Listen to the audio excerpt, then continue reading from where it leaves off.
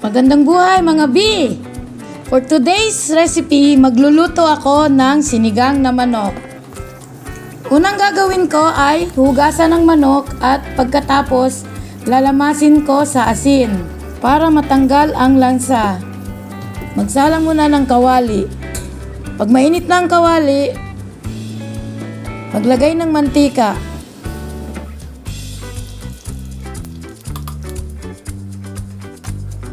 Igisa ang sibuyas, halo-haloy ng konti, at isunod na rin ang kamatis.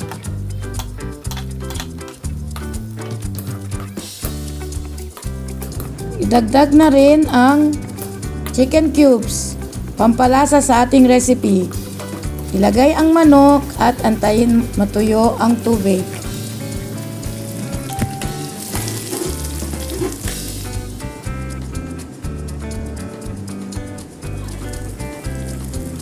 Ayan, tuyo na. Haluin lang ng konti at lagyan ng tubig para sa sabaw.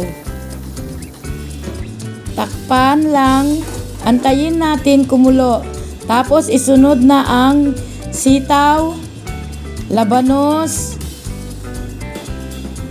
takpan. Lutuin natin ng konti ang gulay. Timplahan ng asin. Konting magic sarap lang kasi may chicken cubes na inilagay.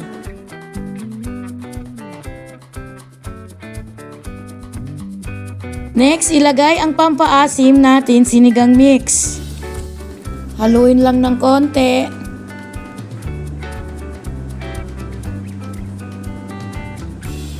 Isunod na ang pechay bagyo.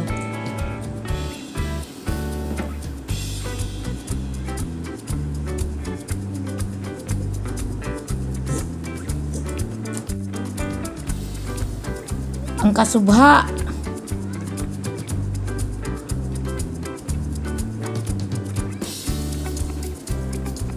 sili. Takpan muna para maluto ang pechay bagyo. Tikman pag okay na ang lasa. At ayan, luto na ang sinigang na manok.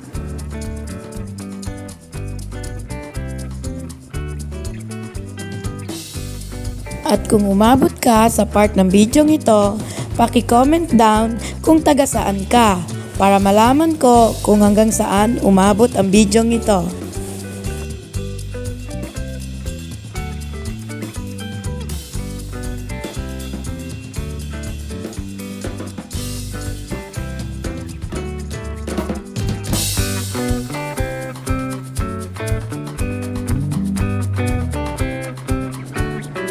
Sarap ng sinigang na manok. Siguradong taob na naman ang kaldero.